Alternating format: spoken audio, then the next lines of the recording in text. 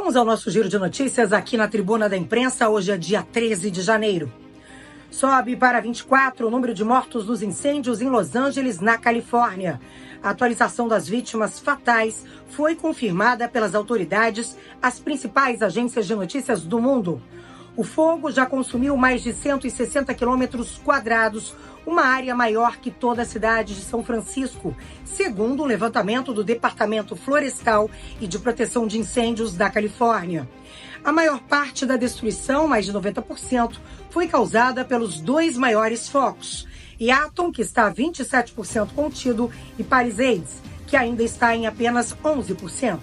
Ainda há muitos focos de fogos ativos queimando na área de Palisades, tornando a área extremamente perigosa. Não há energia, não há água, há linhas de gás quebradas e estruturas instáveis. O trabalho dos bombeiros e socorristas não para. Uma estimativa preliminar da AccuWeather aponta que os prejuízos com a destruição podem chegar até 150 bilhões de dólares, o equivalente a mais de 900 bilhões de reais. Com os incêndios em Los Angeles, algo muito grave começa a acontecer e preocupar as autoridades.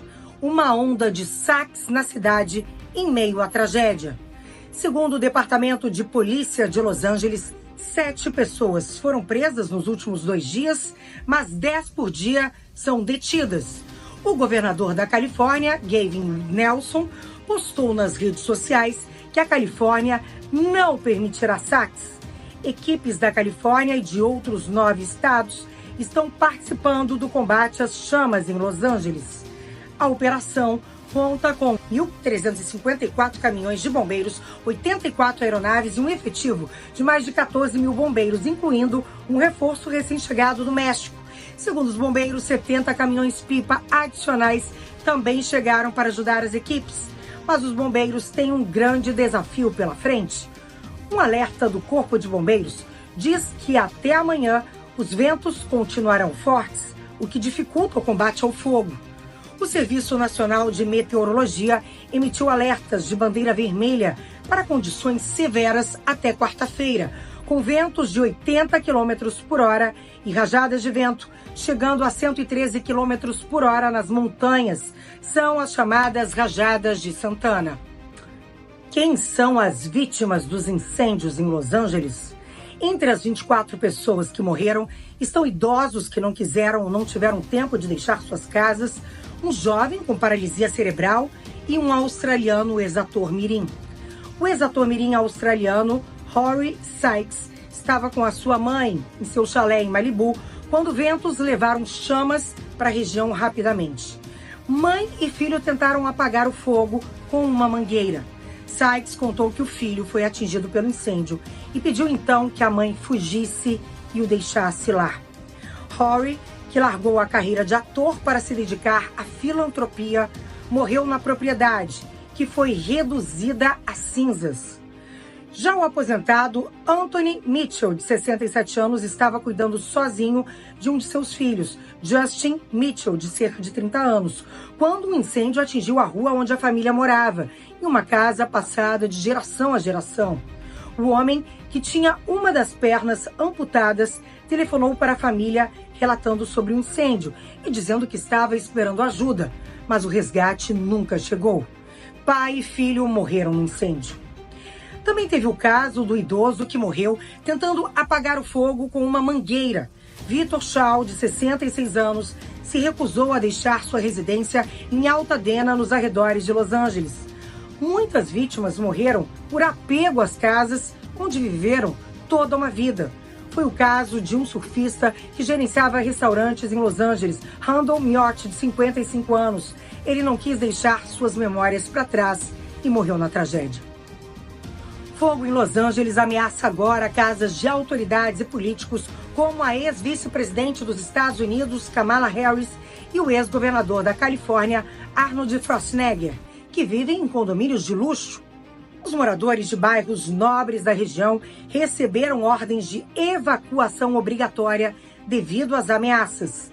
Estudantes da Universidade da Califórnia, em Los Angeles, também receberam ordem de retirada do campus. O Departamento de Saúde e Serviços Humanos dos Estados Unidos declarou na sexta-feira uma emergência de saúde pública na Califórnia para lidar com os impactos à saúde causados pelos incêndios florestais. Que países estão enviando ajuda para a Califórnia nesse momento em que incêndios causam tamanha destruição? 7 estados vizinhos, o governo federal, o Canadá e o México enviaram ajuda e bombeiros para a Califórnia. Equipes aéreas lançam água e retardantes de fogo nas colinas em chamas e equipes em terra atacam as linhas de fogo com ferramentas manuais e mangueiras. Além dos que perderam suas casas, dezenas de milhares ficaram sem energia e milhões foram expostas à pior qualidade do ar, porque os incêndios espalham no ar vestígios de metais, plásticos e outros materiais sintéticos.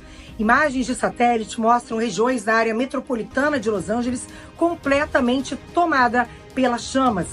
Esse é o pior incêndio na história da segunda cidade mais populosa dos Estados Unidos e um dos mais trágicos da Califórnia. A causa dos incêndios ainda é desconhecida, mas uma conjunção de fatores meteorológicos multiplicou a força do fogo e continua colocando obstáculos à atuação de bombeiros e socorristas. O presidente dos Estados Unidos, Joe Biden, garante que vai liberar recursos para afetados por incêndios em Los Angeles, enquanto o futuro presidente Donald Trump chama de incompetentes as autoridades que lidam com a tragédia. Trump denunciou ainda que o governador da Califórnia se negou a assinar uma declaração de restauração de água, deixando Los Angeles sem abastecimento suficiente para apagar o fogo. Sem querer mais polêmica, a prefeita de Los Angeles, Karen Bass, disse que o presidente Joe Biden e a Agência Federal de Gestão de Emergências se comprometeram a reembolsar as despesas com a assistência em desastres. O governo também lançou recursos para os moradores de Los Angeles impactados pelos incêndios. Biden havia declarado estado de calamidade pública na quarta-feira. Heroína. Mireille Fries, a mulher que está em estado grave no hospital por conta do acidente com jatinho em Ubatuba, ajudou no resgate de toda a família antes de pensar na própria sobrevivência. É uma leoa. É o que dizem as testemunhas que estavam no local no dia do acidente, na última quinta-feira, e viram o desastre com o avião. Segundo pessoas que viram o resgate, ela teve um papel decisivo para salvar os filhos e o marido. Os 4 foram socorridos com vida. A única morte foi a do piloto Paulo Segueto. As testemunhas disseram que Mireille estava até meio fora de si no meio da fumaça e só pensava em salvar a família. Apesar de ferida, ela conseguiu tirar uma criança, depois outra e ainda tentou tirar o marido. As imagens do acidente viralizaram. O avião não consegue pousar no aeroporto, cruza uma avenida, pega fogo e para na beira da praia. Várias pessoas que estavam em volta tentaram ajudar, mas, segundo as testemunhas, foi a força do instinto materno de Mireille que impressionou. Mireille, de 41 anos, é de uma tradicional família de Goiás que estava a caminho das férias na praia. Ela é diretora do Grupo Fries, empresa de uma família de gaúchos que há 50 anos chegou em Goiás para investir no agronegócio. O grupo produz soja em Goiás e em Mato Grosso. Mireille assumiu os negócios em 2012, depois da morte do pai. O avião que se acidentou em Ubatuba tinha sido adquirido há 12 anos. A família iria descansar para depois retornar para os trabalhos de colheita e agora todos estão internados em um hospital em São Paulo sem previsão de alta. Mireille permanece em estado grave. O resultado final do indicador em 2024 mostra que os preços subiram 4,83% no ano, mas o número é uma média e tem muitas nuances. O desânimo no supermercado se explica porque o grupo que puxou o indicador foi alimentação e bebidas, com 7,69% de alta. Itens como carne, café e leite subiram muito, a mais que essa média, o que ajudou a piorar a percepção dos consumidores. Especialistas ouvidos confirmam o movimento. A alta dos alimentos tem sido o principal motivo do mau humor de quem vai às compras. E você, tem sentido um peso no bolso e a sacola mais vazia quando sai do supermercado? Ou não? O resultado do Exame Nacional do Ensino Médio, o Enem, 2024, foi divulgado na manhã desta segunda-feira. O resultado foi divulgado pelo Instituto Nacional de Estudos e Pesquisas Educacionais Anísio Teixeira, o INEP. As notas individuais e da redação podem ser conferidas na página do participante com o login único da plataforma gov.br. O Enem 2024 foi aplicado nos dias 3 e 10 de novembro do ano passado. Ao todo, os candidatos responderam a 180 questões de 4 áreas: linguagens e códigos, ciências humanas, matemática e ciências da natureza. Além disso, escreveram uma redação sobre o tema Desafios para a Valorização da Herança Africana do Brasil. Nesta segunda-feira, apenas os candidatos que já concluíram o ensino médio conseguirão ver o resultado do Enem 2024. As notas dos participantes que fizeram as provas em busca de autoavaliação, conhecidos como treineiros, só serão divulgadas depois pelo INEP, geralmente no mês de março. Ao longo dos anos, a nota do Enem se tornou uma das principais formas de ingresso no ensino superior do país, podendo ser utilizada em programas como o SISU, o ProUni, o FIES e até em processos seletivos de universidades no exterior. As inscrições para a edição de 2025 serão no período de 17 a 21 de janeiro. O Japão emitiu um alerta de tsunami nesta segunda-feira após ter registrado um terremoto de magnitude 6,9. O terremoto ocorreu na costa da cidade de Miyazaki, em Kyushu, a maior ilha do sul do Japão.